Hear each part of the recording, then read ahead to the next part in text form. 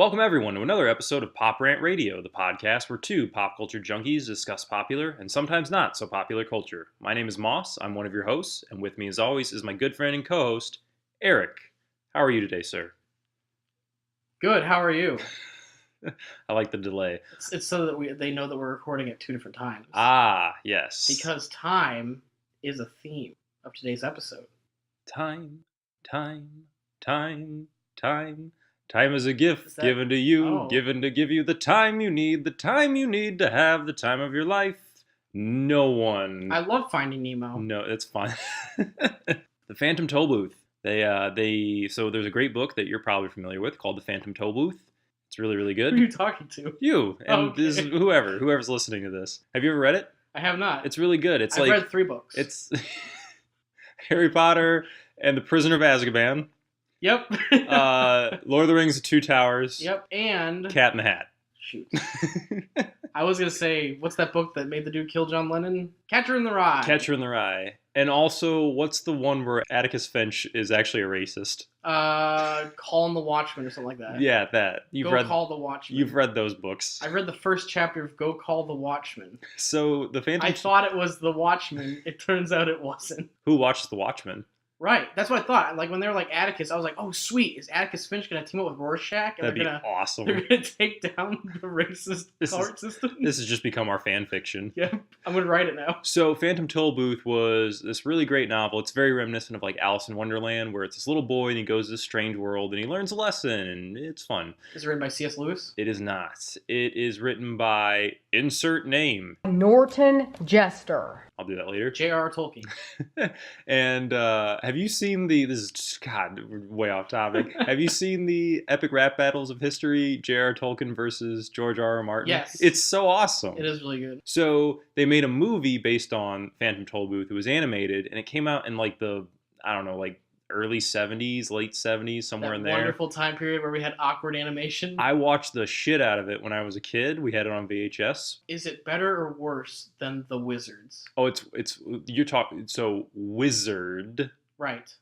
What? No. The Wizard is the Nintendo Power Glove. Right. Wizards is the plural. Ralph Bakshi nonsense. Amazing, glorious film that talks about how Nazis help the elves or something take over the world. It is the Highlander 2 of animated films, as so I good, have though. stated before.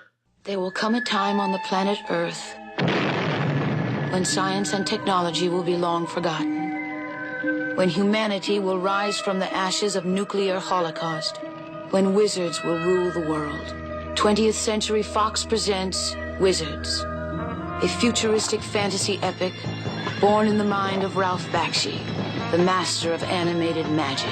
Mark Hamill's in it. The animated Phantom Tollbooth is actually pretty good. Okay. Yeah, it's actually worth watching. Anybody with kids out there, you want them to watch like a fun, family-friendly, educational animated movie? Go watch Birth of a Nation. Exactly. The first one or the new one? They're two completely different films. Oh yeah, I know. The first one was a KKK propaganda film. Oh, I know. Yeah, I know. Like their most recent one's like a civil rights during like the slave era. Yeah. Film. And it was supposed to be like this huge thing, and whatever the studio was that bought it paid like $18 million for it, and then everybody's like, this is not a great movie. Like, it's fine. Right. But they wanted it to be like an Oscar award winning thing. Like a 12 Years a Slave or yeah, exactly. Insert other slave movie. How do we get on this topic? We went from time to roots. Oh, that's right. I was singing the Time song. Anyway, that's a song that's in the movie. I'll cut it in here if I can find it on YouTube. Time marches on. Time and tide wait for no man. Time is a gift, fleeting and swift, ticking and talking itself away of saying, better beware. So we saw Doctor Strange, Yes. the latest movie from Marvel Studios. Right. Doctor Strange, not to be confused with Doctor Strange Love or How I Learned to Not Worry and Love the Bomb. Yes. Two completely different movies. Oh, see, Thanks, that's where I was Mom. confused. Thanks, Mom. She got done telling people I saw Doctor Strange Love. Well, have you seen Doctor I Strange have seen Doctor Strange Well, Love. then she's technically She's correct. not wrong. She wasn't referencing She's the not wrong. specific time period. Right. Speaking of time. Are you No. going to cut the real one in, or are you just going to... I don't know. We'll see. It'll be taken down. Either way, it'll be fun. Oh, I mean, I'm sure there's like that movie hasn't been released on DVD or Blu-ray, so like the copyright on it is probably like non-existent at this point or something. Disney owns it.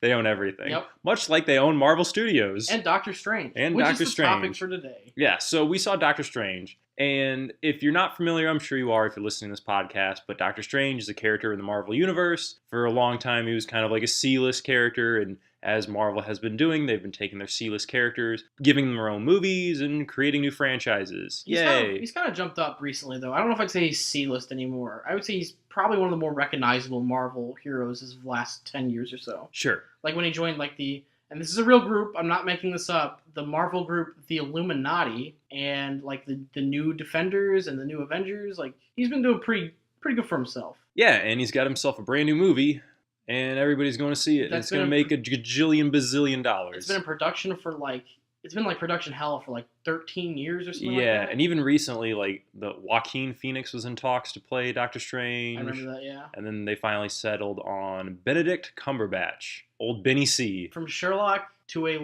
30-ton dragon. Smaug. The Sorcerer Supreme. The Sorcerer Supreme. So, yeah, we saw Doctor Strange. And basically, it's about a guy. His name is Stephen Strange, and he's a surgeon. Yep. A neurosurgeon. A talented neurosurgeon. A brain doctor. Ooh. Well, he's not really a brain doctor. He's not like a neuroscientist. He's a neurosurgeon. I think he's just a surgeon. But he works on brains. Does he, though? Like a zombie. Or like the mouse?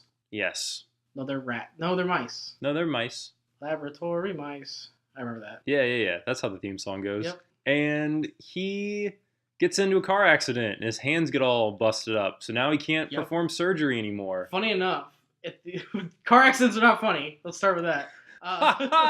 He almost car dies. accidents. In the end of the credits, they put a small PSA for don't text and drive. Don't text and drive.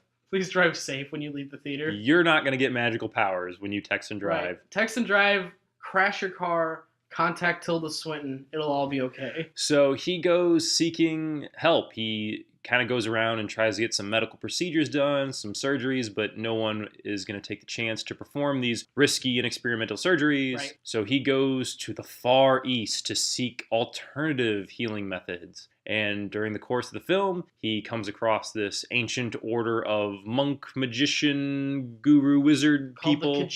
Called the Khajiit. They're not called the Khajiit. Yeah, I know. Want some moon sugar? This Khajiit don't lie. Oh, Mike.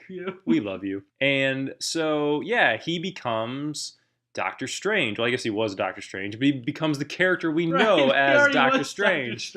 And he's a magician. He's a sorcerer. He can cast magic, and he can use magical items. Like a hat that pulls the rabbit out. Yeah, or tells kids what school they're going to go to. Right, or how much they weigh, and he always underballs it to make them feel better. Yes, especially the fat kids. Oh. I don't know, whatever. Doctor Strange fat shames. Don't worry, fat kids. You'll Neville Longbottom it. I know you will. That is true. Hey, man. Hey, he is the chosen one. Turned out to be a good-looking kid. What can you do? Well, he is the chosen one. Yes. Harry Potter sucks.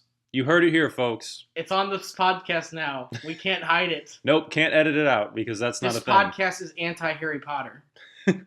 Or something. So, yeah, that's the movie. And you got Mads Mikkelsen as the bad guy. You got Chewie Ejiofor. That is not how you pronounce. Yeah, Chewbacca. And you got Tilda Swinton. And Benedict Wong. Benedict Cumberbatch. And Benedict Wong. As Wong. And Benedict Arnold. And shows up a little bit there. It's weird. Arnold Schwarzenegger. Not in it. And Red Sonja. Absolutely the right movie. Fictional character. The movie poster is in the film. And yeah. Rachel McAdams. Rachel McAdams. She's I'm in this for 20 minutes. As I'm exposition and the love interest that doesn't make any sense. And but we'll get back to that. Even though there's already an established night nurse. Yeah, continuity. Ugh. It's like an X-Men movie. It doesn't matter. Technically, she is the third night nurse, that character, but the Netflix series has a night nurse, and it's... Who cares? It's Rosario Dawson, and she's great. It don't matter. None of this matters. It's like Carl Botanilonowski's name. And to you, Svetlana... What does it say? Look, just say Smith or Jones or something. There's no way you can pronounce that right. Svetlana Smith, take Carl. Just say Smith again. It don't matter. None of this matters. It don't matter. None of this matters. It all matters. So yeah, this was it was a Marvel movie. Like, Should we do positives or negatives first? whatever. It's pretty stock. Like, This movie sucked. it's very reminiscent of Just Iron go Man negative. 1 or Ant-Man. Like, we get introduced Which to our was hero. reminiscent of Iron Man 1. Exactly. We get introduced to our hero, and then we get introduced to the bad guy, kind of. More so in this movie than most Marvel movies. I'll give him the credit. Like, it's still not enough, Right. but it's a lot better than, like, Yellow Jacket from Ant-Man, where it's just a bad guy who went bad for reasons. Yeah, and I mean, Mads Mikkelsen's character, Calcium Calcium deficiency. deficiency. That's what he has to fight in this movie. He's interesting, Yes. but he's not, like, compelling. We don't know why he's doing what he's doing. Like, He doesn't get enough screen time, I think. No. And there's one scene where we get a big exposition dump. It's that scene Yeah. where he's like, spoilers for this movie, I guess, where he gets like held up in like that Dead Space suit that thing. awesome, like, constrictor armor. Yeah, that was pretty cool. But in that scene, we get this big exposition dump where he's just like, and this is why I don't like the Sorcerer Supreme, and this and that and the other. Right. And like the idea of his like plight is cool. So the whole idea is that Mads Mikkelsen, the bad guy, he was a student of the Sorcerer Supreme, which is Tilda Swinton, and she is using the powers of, Like the dark dimension. yeah, what's it called? The Dormammu?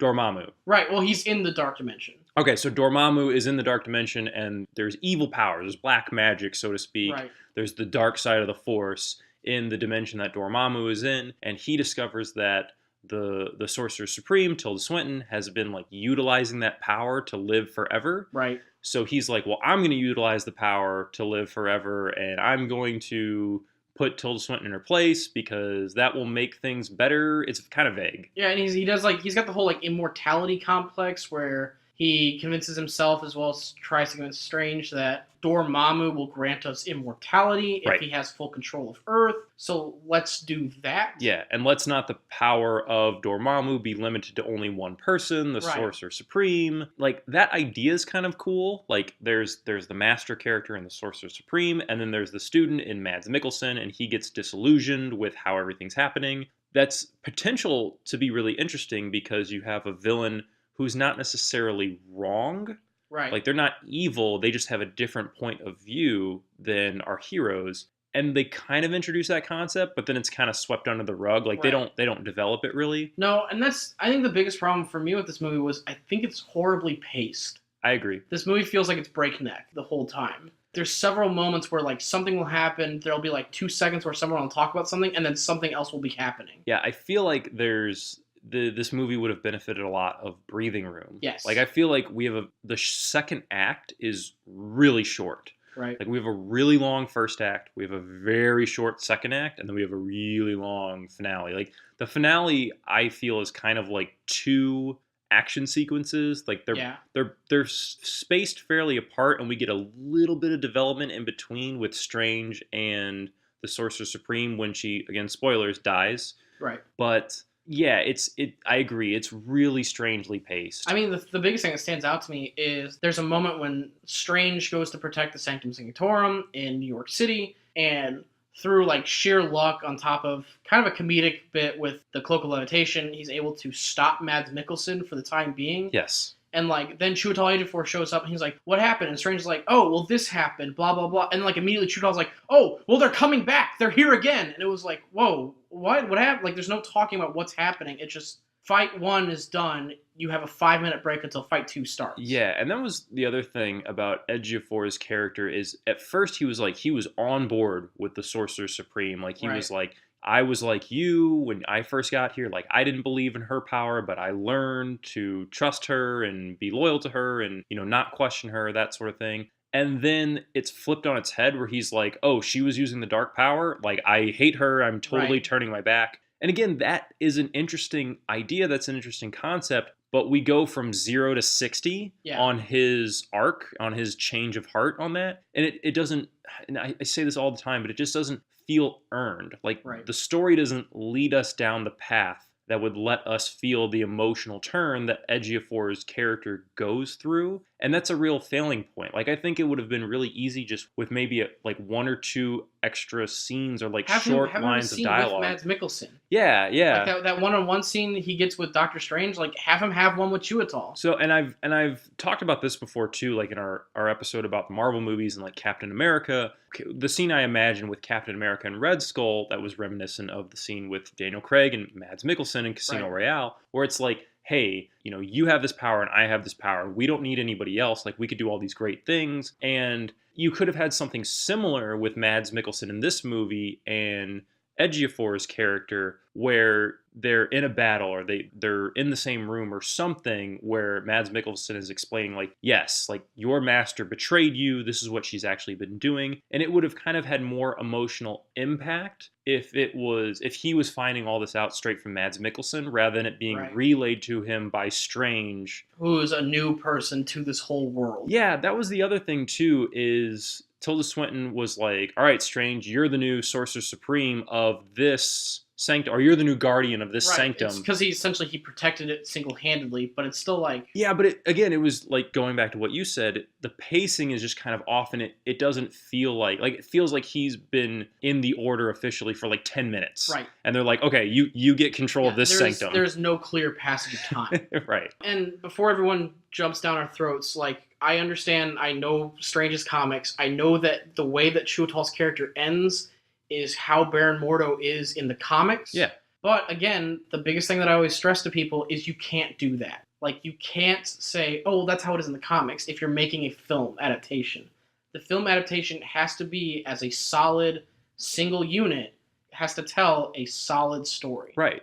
And it can't cut corners with like a little like asterisk at the bottom that says check the comic for more details. Like they used to do in comics a long time ago. Right. They put like a little asterisk and then like reference page 72 and issue 128. Right, and it was like what is this? It's like a 5-minute index at the end of every movie. It was like, the time when Captain America said, I can do this all day, comes from Captain America 32, which released in 1950. Yeah. Like, we don't need that. You can't do that in film. I think this movie ultimately, and I didn't hate this movie by any means. We'll get into the positives in a few minutes, and there's, I have more negative things to say. There's more negatives. Yeah, that's not ending. But I've said this many, many times, where I feel like this movie was good enough that I wish it was better. Right. Like, there was a lot of kind of cool ideas, and there was a lot of like seedlings and gestations of these really interesting concepts in regards to the villain, in regards to the side characters, in regards to Tilda Swinton as the Sorcerer Supreme who is delving into this dark power. Like, that's compelling. That's interesting. Right. Talk about the corruption. Talk about what could have happened if she went too far. Talk about, like, all we know is that she's taking power from an area where a bad deity lives. Like, we don't know what the weight of that is. Yeah, and because it's kind of just swept under the rug at the end of the movie when she's like, well, sometimes, you have to do bad things, or you have to take advantage of this evil power in order to accomplish greater good, and that's just it. Like, there's no complications to that. There's no like moral entanglements. It's just kind of stated like as fact, and it's like, okay, we have to get past this. We have to get to the finale. And that's what I mean by kind of like a really short second act, is that once we've established, like once we get to the point where Strange, he's come into his own with his powers, and they are fast forwarding things because they're establishing the fact that Strange has the ability to memorize lots of information because that's how he got through med school, and he got multiple degrees at the same time. So like, I get the idea that they're trying to put us on a fast track of like, look, he's learning this stuff really quickly, and that's fine. But yeah, like you said, there's not a concrete sense of the passage of time. Right. So it really feels like from the time that Strange arrives to the end of the movie, it's been like a week. Right, but I think it turns out to be like 3 months. Or something, I think Rachel McAdams makes a comment where she's like, I haven't seen you for 3 months. So it's like, okay, it's been longer.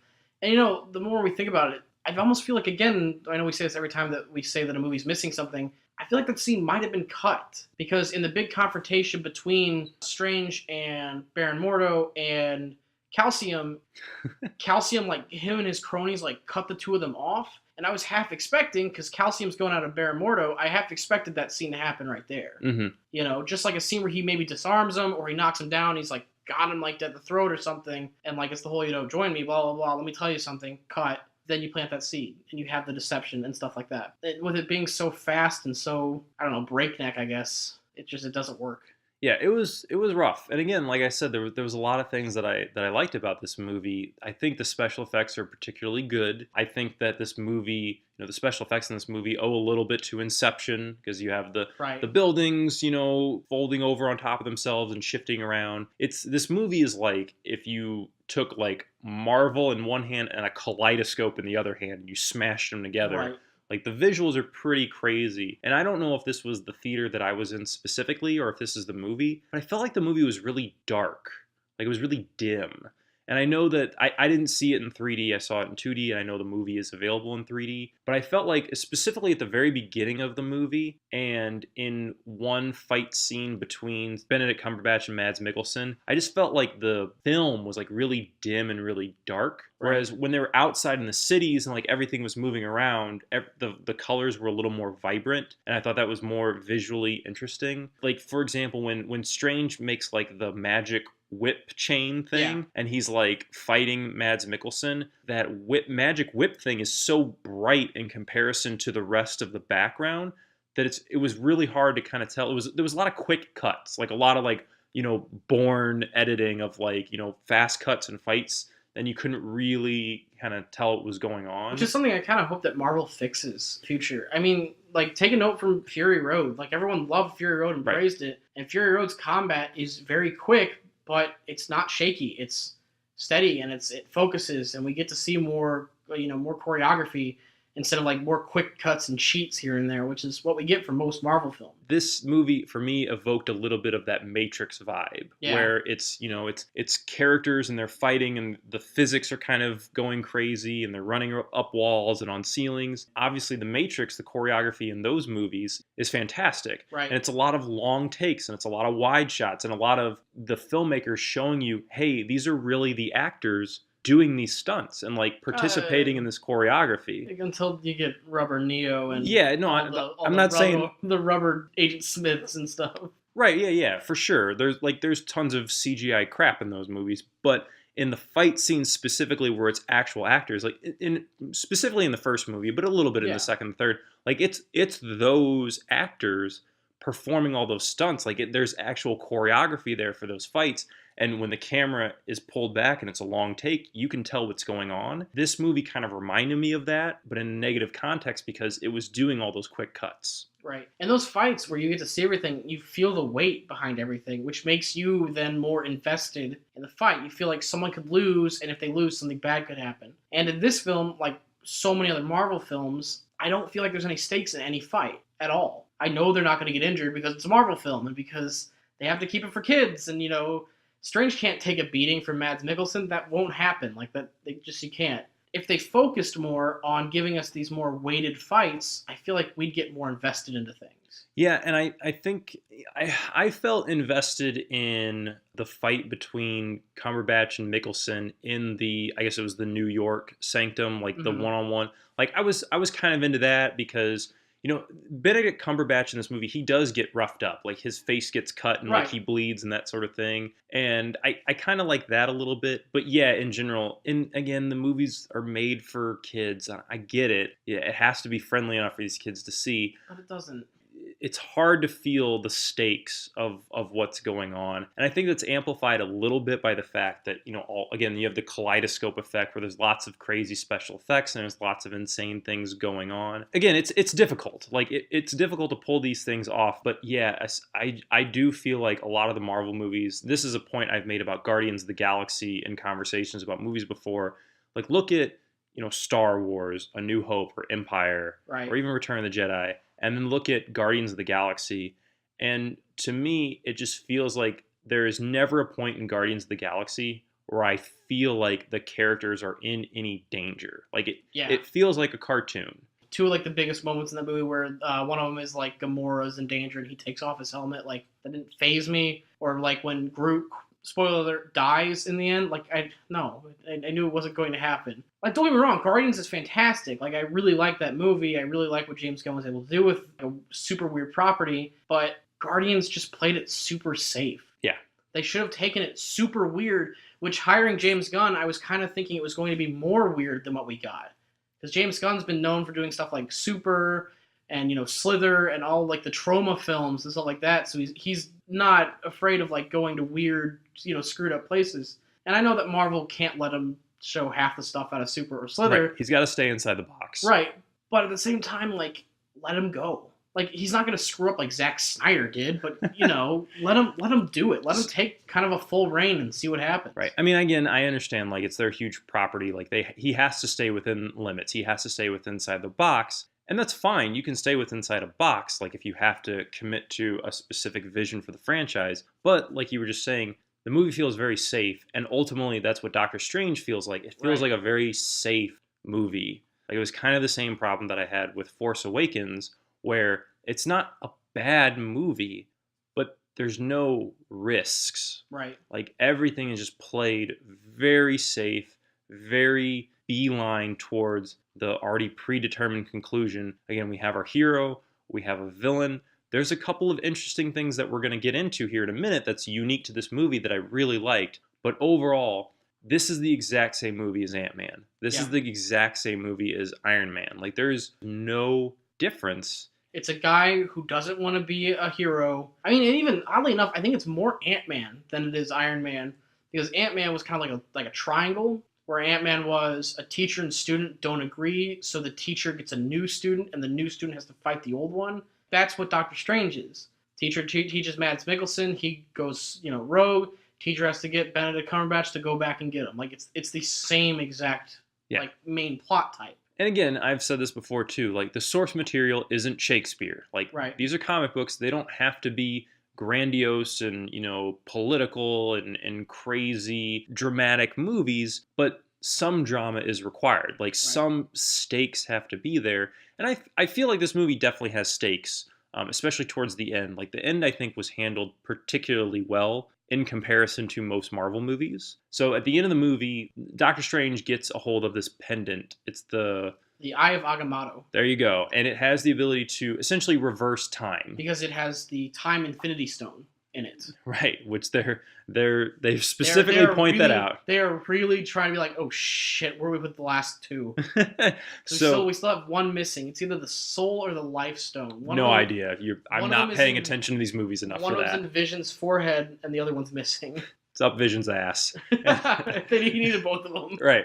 So at the end of the movie, shit's hitting the fan. Mads Mikkelsen and his cronies have kind of torn down one of the last sanctums, one of the last hideouts of this order. Right. And Doctor Strange uses the medallion to essentially reverse time in order to bring the fortress back. Mads Mikkelsen and his cronies are attempting to interrupt that process, and they're battling. So Strange ultimately jumps into the dimension with Dormammu. Right, which, real quick, how do they break out of the time thing? Who knows? Like, Mads Mikkelsen's face just kind of goes like Ghost Rider for a second, where it like goes crazy, and then he's like, now I'm not affected by your time loop. And it's like, what? Yeah, again, it's not explained. It's not even really hinted at. Like, that could have been solved with a very simple, like, exposition. I mean, when he's, like, reading the book about the eye or whatever, it could have just been like, but if this happens, then someone can escape it, whatever. I mean, we see him break other people out of it, but he breaks them out of it. It's unclear. It's poorly edited, to say the least. Right. But I do really like that scene, because I like how they're, like, moving around things as they're going back into place. Yeah, it's cool. Like, they're moving forward in time and everything else is reversing in time around them. Like, it's visually interesting. Plus, it's kind of cool how they have to use the things moving backwards around them to, like, fight off Mads Mikkelsen and his little cronies as they try to screw things up. Yeah, it's a cool scene. It's cool. But it's not even the main event, because the main event is when Strange jumps into the other dimension and he comes face to face with Dormammu. He uses the time medallion in order to keep repeating the same process over and over again. Same Groundhog Day. Yeah, he Groundhog's Day him. That's hard to say. He Groundhog's Days him. Groundhog Days him. That's it. Go. And he's like, I have a proposition for you. And Dormammu's like, nope, you're dead. And then Strange rolls back up and he's like, I have a proposition for you. And he's like, nope, you're dead. And he's like, I have a proposition for you. And Dormammu finally realizes, like, what's going on here? And Strange has created a time loop, which was established earlier in the movie that could happen. So again, something was set up. You have your Chekhov's time machine medallion. Yep. Strange explains, like, I'm going to lock you in this time loop and you can keep killing me for all of eternity, but unless you leave the Earth realm and leave the sanctums alone, you and I will just be internally stuck in this loop. And Dormammu's like, you can't do that. And Strange is like, I totally can. And I will. And it's interesting. It's our hero defeats our villain because ultimately Dormammu agrees to retreat and sucks up Mads Mikkelsen and his cronies, and they're like, "Oh shit, we're dead." Right.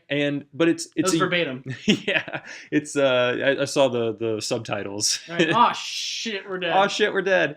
But it's a unique moment. Like, our hero defeats the villain in a way that's not just a fist fight or a bunch of explosions. It's not Punch Face or the power of love. Yeah, he uses his intellect. He uses his cleverness, which is him as a character. He's this neurosurgeon. He is very intelligent. He can read all these books and learn things very quickly. He uses his intelligence and his knowledge of this device in order to put Dormammu in a situation that he can't win. Right. Now, to be fair, this is like the 5th Marvel movie where the hero wins because of an Infinity Stone. Fair. But this was nice because it was on theme. It was on point. Right. Like, they use this item, this time-traveling device, this time loop device, in order to construct a scenario that's unique and specific to the movie and specific to the themes of this movie. Right. And that's why I love, I've talked about it before, like, that's why I love The Rocketeer, is because everything in that movie is constructed around the time period that it's in and the tone that they're going for and the aesthetics of that and the characters and who they are. Exactly. Like, everything kind of folds in onto itself in this way that really emphasizes all other aspects of the movie. And I don't think Doctor Strange quite gets to that point, but they are utilizing what's going on in the movie, the ideas and the themes in this movie, a la this time-traveling device, in order to resolve the final conflict with the villain, which is super unique and super clever. Right. Now, not to be the party pooper. It's not perfect. Right. But, well, and it's not even necessarily that. This is kind of a bigger issue kind of thing. Setting things up is great, but you need to set a ton of things up so that I don't see you setting something up and think in the back of my head, I wonder if that's what he's going to use to defeat the villain. It is super expositional. Doctor Strange sets up about 3 or 4 big things that could have been the end of the villain, and in fact, he tries one of them, which I liked that. He tries one of them, and Chiwetel is like, yeah, now that they're here, they're stronger, so yeah, you should have done that, because now we're kind of screwed. Like, that was good. Like, that was kind of a subverting that expectation. But, like, a lot of movies nowadays, like, they'll just have something in, like, the first hour where they'll be like, look at this gun, it's small, it's the cricket from Men in Black, but it's really weak, don't touch it, ooh, and then guess what? The cricket wins at the end of the day.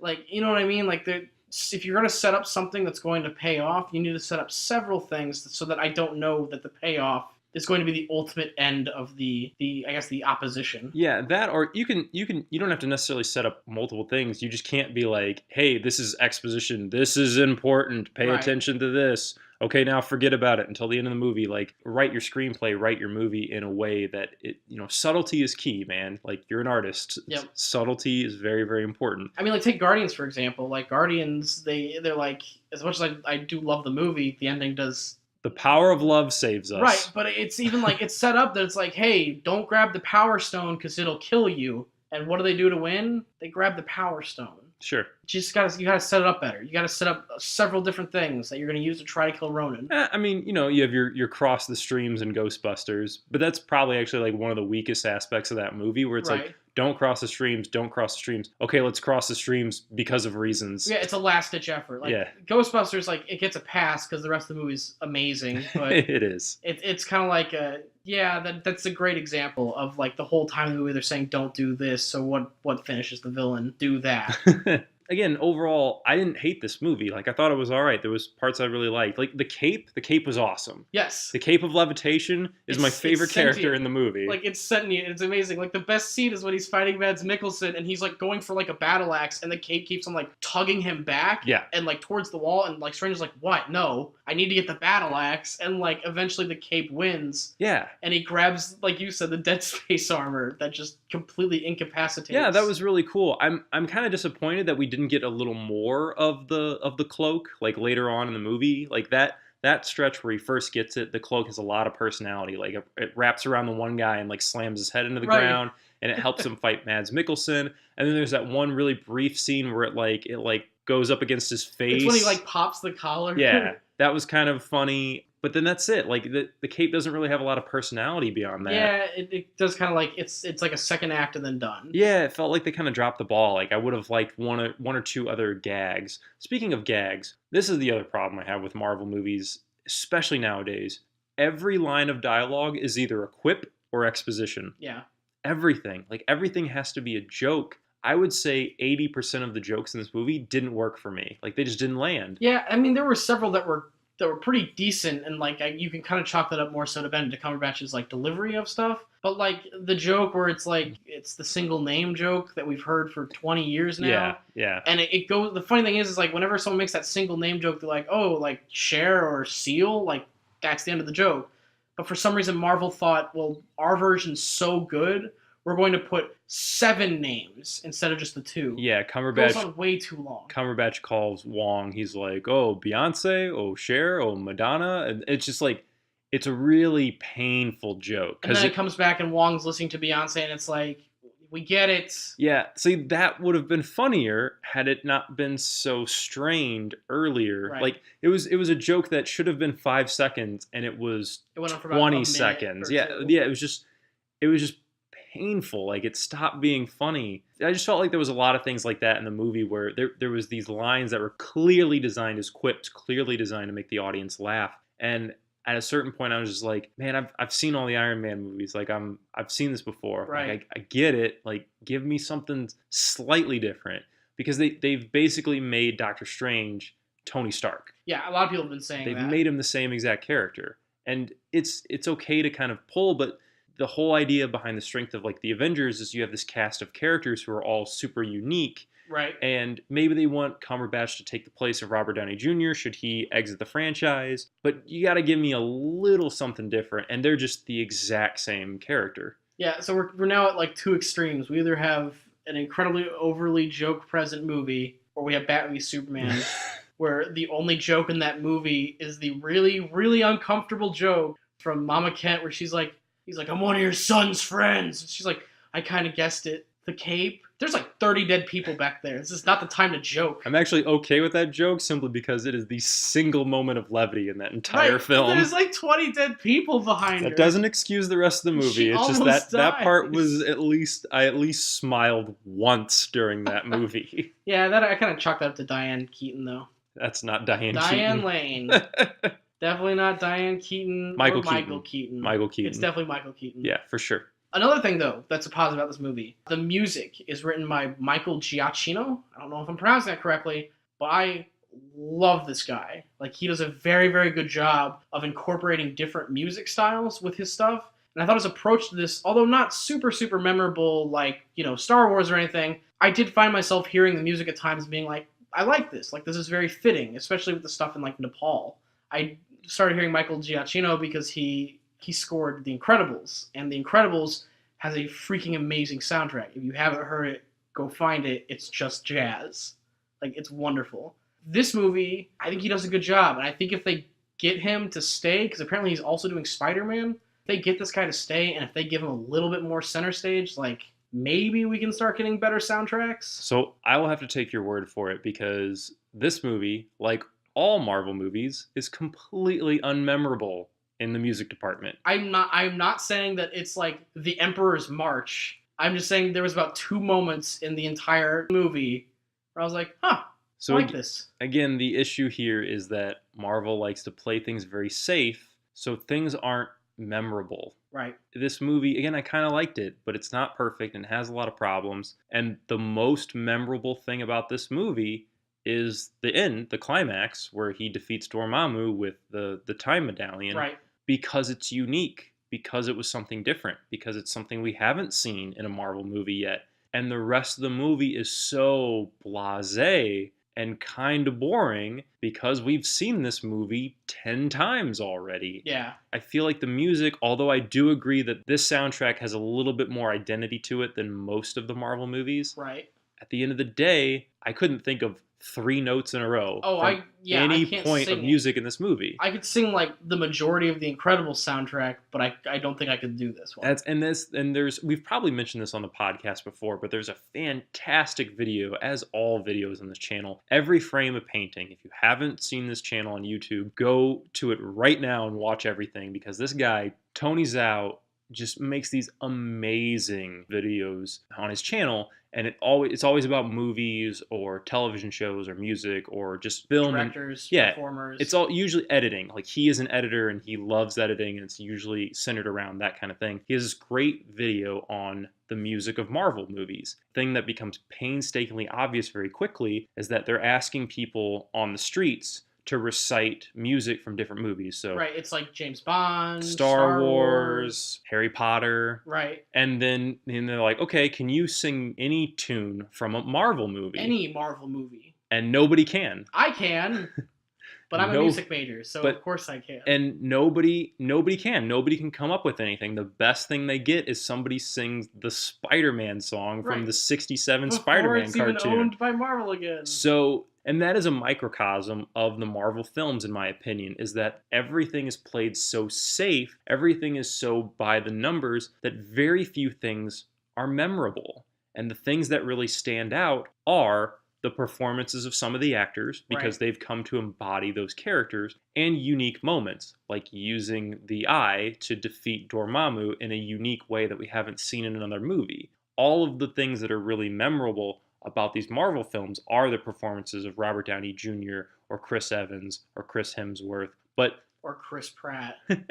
But a lot of these movies, they're kind of this gray. They're fine. Like, they're not bad movies. If you've listened to the previous episodes of this podcast, you know that I'm not the biggest fan of them. But the Marvel movies aren't bad. DC makes terrible movies now. Right. There's no recent Marvel Studios movie that's anywhere near as bad as the recent DC movies. I think you could argue the worst is probably like Thor 2 or Iron Man 2, and I would those, still watch those every day of the week over either of them. Those are at least movies. Yeah. They are competently... They have stories. They are competently constructed films. Right. And Doctor Strange is no different. A lot of people are going to go see it, and a lot of people are going to like it just fine. A lot of people are probably going to love it. And it's fine. It's not a bad movie at all. But we have this rich, rich history of cinema, of fantastic films and great storytelling and amazing characters. Marvel has this gigantic library and history and backstory to pull from. You have all of these comics, you have all of these characters who have been developed for years by fantastic writers, and there's a lot of stuff in comic books that's garbage. There's a lot of stuff that's really, really bad.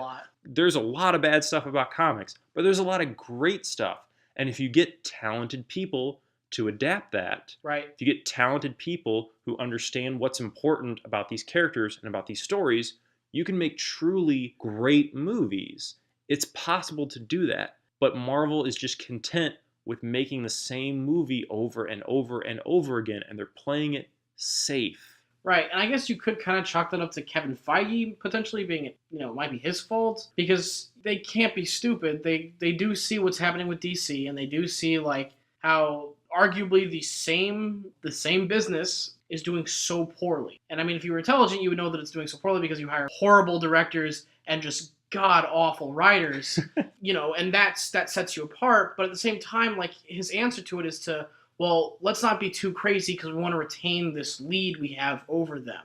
And that's a problem. And I mean, DC now has Jeff Johns at the helm of everything, like Kevin Feige, which is great. I think Jeff Johns is a very talented writer. But at the same time, Marvel, you've shown us like enough that we can trust you. Do something weird. Like, we let you do Guardians. That film would have failed in 2002. But it's like, that movie came out, 2013? And that movie did amazing. So take more chances. It's okay to take risks. We'll go and see them. And in fact, every movie that takes chances and does well, it's amazingly like, everyone loves it and praises it. Like Deadpool. Like, we talked about how it's pretty good. We both like it, but we don't love it. But Deadpool took chances. It was an R-rated film. It put in a lot of raunchy humor. It broke the fourth wall. And it did really well, and everyone praises it and loves it. Do that. Don't make an R-rated movie, because don't do that. That's not the answer. It didn't do well because it was R-rated. It did well because it took chances. it took that leap of faith and it paid off. And I think Doctor Strange does a really nice job of, again, having a finale that doesn't revolve a bunch of buildings falling down or a bunch of robots trying to terrorize the citizens of a city. Right.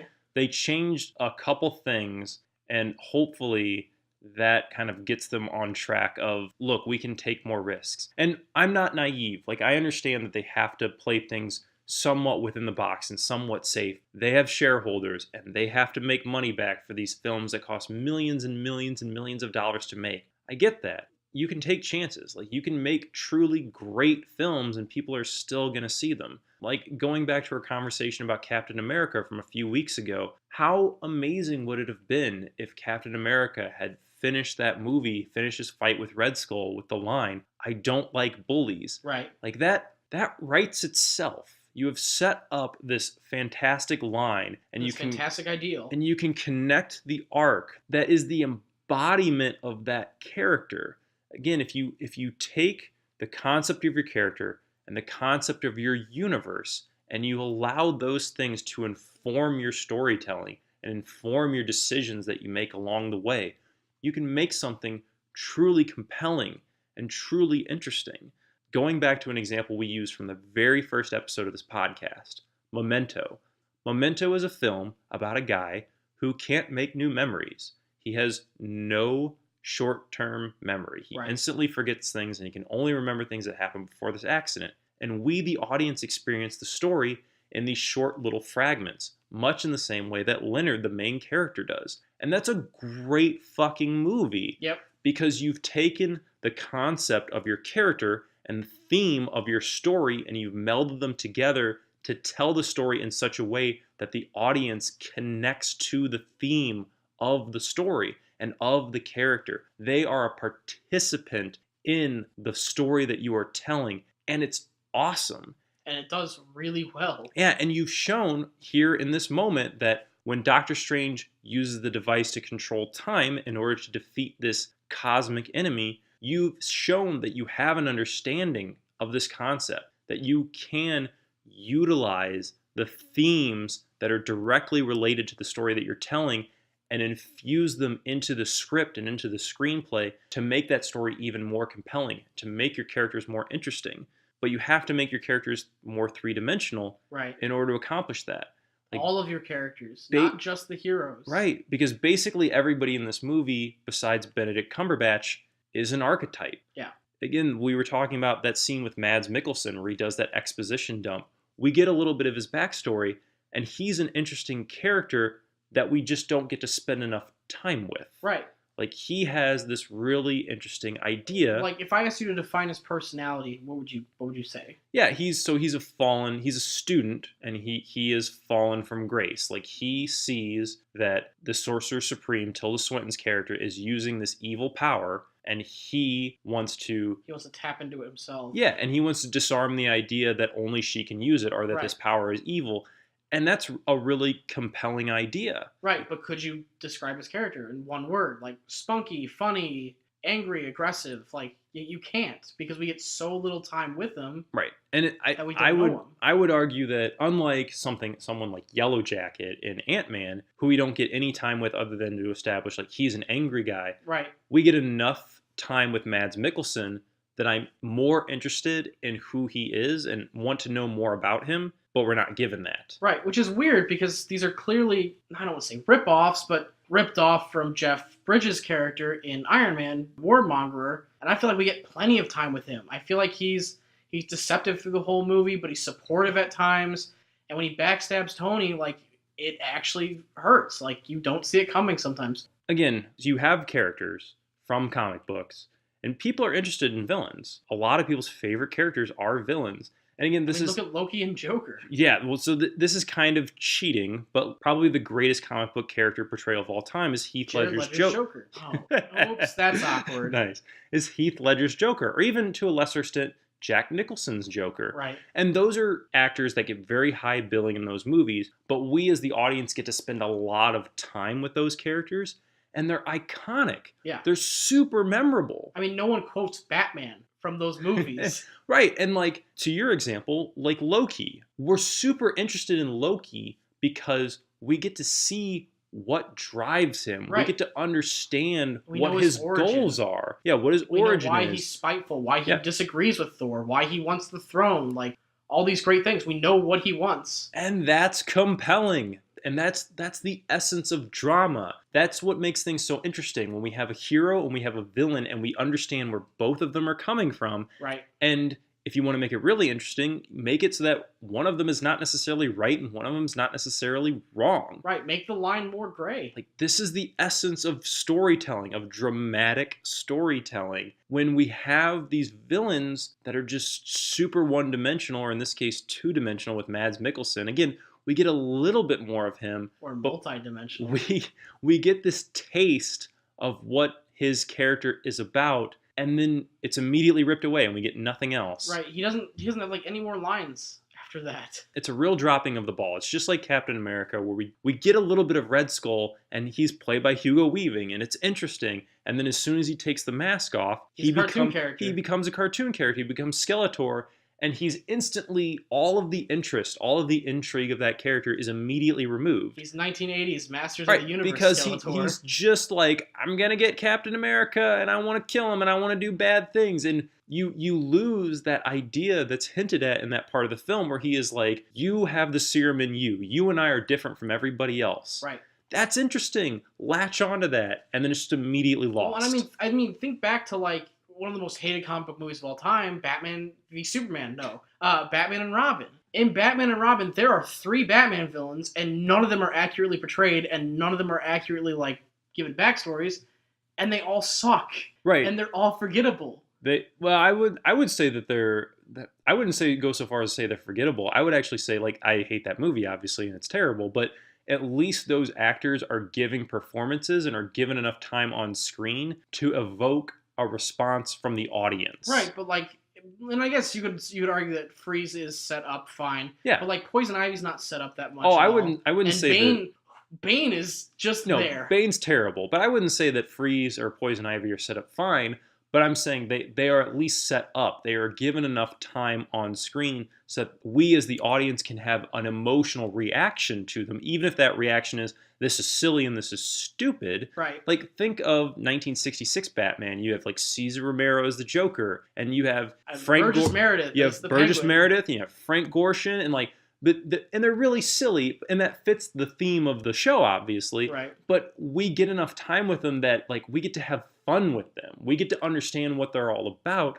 And like in this movie and so many other Marvel movies, we just get so little time with these characters that we can't possibly give a shit right, and that's about the conflict. That's kind of what I'm trying to draw here. Yeah. It's like, that movie's hated, but these movies are praised, and yet the villains are almost on the same level of like how much we care about them. They're razor thin. Like, they're no Joker, they're no Loki, they're no Warmonger, and that's a stretch, but they're just not interesting. Well, we even take, like, from your example earlier, like Mad Max Fury Road. Like, you have a Morton Joe. Right. And, like, we don't really learn a lot about a Morton Joe, but we get enough time with him to understand he's after his wives. He wants to have a child. Like, we understand what's important to him, what his goal is. And we get a lot out of it that's not spoken. Yes. We see a lot of his weird stuff. We see a lot of his like control habits and like his obsession and his god premise. But they don't say it. Yeah. No one says, Immortan Joe, he thinks he's a god. He mistreats his women. He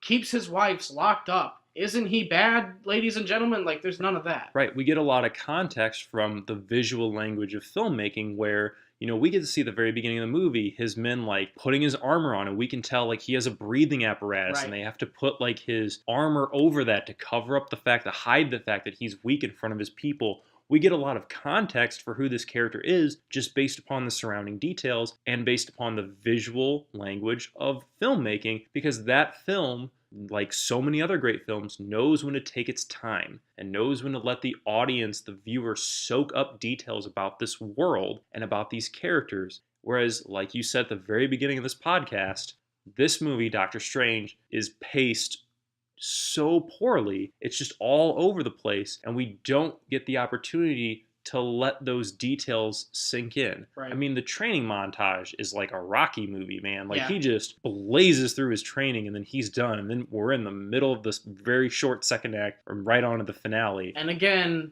I understand that in astral projection, time moves quite a bit slower. That doesn't count. And I mean, like, can't we just get George Miller to make the next Marvel film? That's not going to happen. Here's the other thing I want to talk about. Rachel McAdams gets very little to do in this movie. Right, even though she's really good in it so And far. she is. And the love interest angle is completely mishandled. Oh, absolutely. There is no setup to it. And the None. only thing we get about it is there's like a really awkward dialogue where she's like, I thought it was helping. He's like, this is the time where you leave. See, what that- we had beforehand was like, it was like that. And I was like, oh, okay, that's good. Are we going to set this up? That scene I liked. But then the only thing we get after that is anything of a relationship is he looks at the watch that he has. Which is not established earlier in the film, which is a Right. huge misstep. They should have done that because when you think about it, so he sells everything because he runs out of money trying to get these procedures done. So he sells everything to get to Nepal to like go after his like Eastern healing. Yeah, but even though he does that, I don't get the sense in the movie that we see him selling everything. No, and we don't. Like they make a comment. Right, they make a comment of it. There's an exposition line where he's like, "This is all I have left," but we don't see it happen. Right. There needs to be a moment. I remember saying this when I saw it. Yeah. There needs to be those moments where he's like, we see someone like carrying out the piano, or we Right. see like him like selling the car. Again, visual language of filmmaking. There are very easy ways to make the audience feel or moving that into strange. like a smaller apartment. We Yeah. need something that shows he's hurting now. To make us feel that Strange is out of money. We're Right. just told that, and we don't see it. We don't feel it as audience members. And it's like easy. It is. And the watch is really good because if they had set that up and went with it, he keeps this watch and he's being like beaten for it.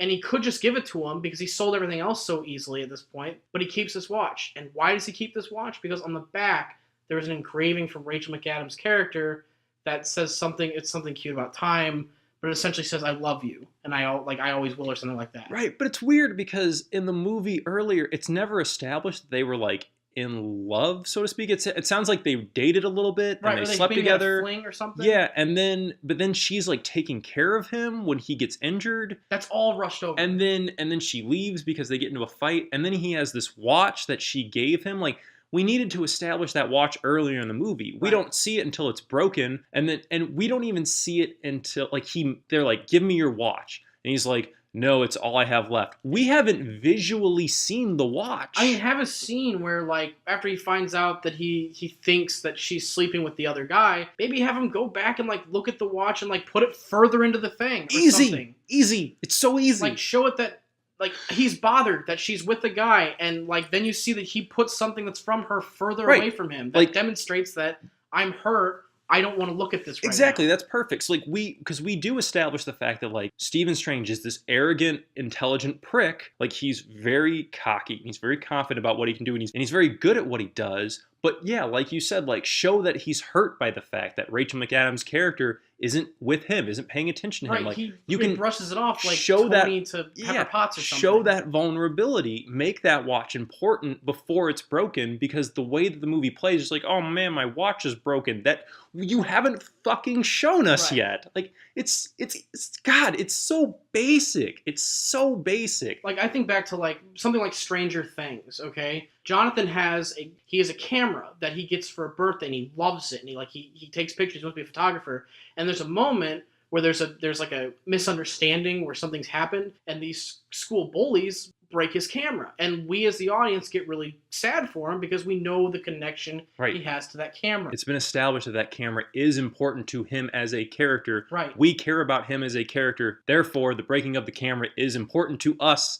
watching the character. Right. We need to understand this. It's filmmaking 101. It's storytelling 101. Easy. But they wanted to do an origin story, and they wanted to get through it like that, and that's the problem. Yeah, I think you have hit the nail on the head where you said it didn't take its time. It was just paced very strangely, very poorly. Very strangely. Yeah. And ultimately that's the problem, is there's no moments where we just get to breathe and kind of take these characters and take this world and take these events in. I mean, give us a meditation scene.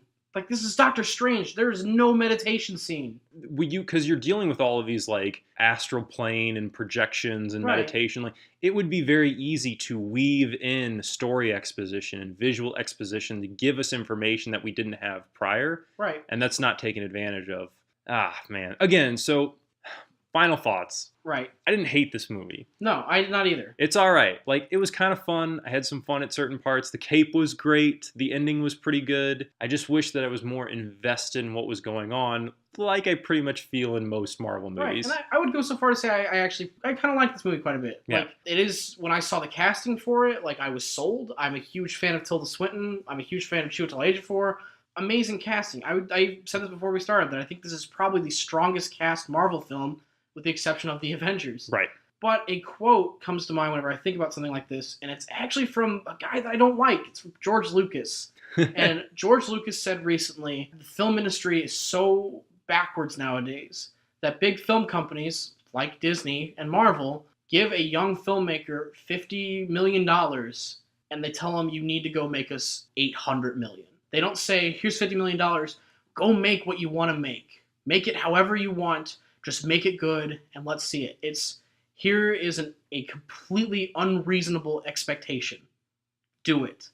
And of course, these young filmmakers are going to panic, and they're going to look at, well, what worked before? I'm going to do that. I'm going to play it safe. That's what happens. And that's like the biggest problem with the film industry now. Happens to Marvel, happens to Star Wars. And I'm kind of worried about like Black Panther and Captain Marvel now, because we can't have Iron Man 8, in parentheses, Captain Marvel.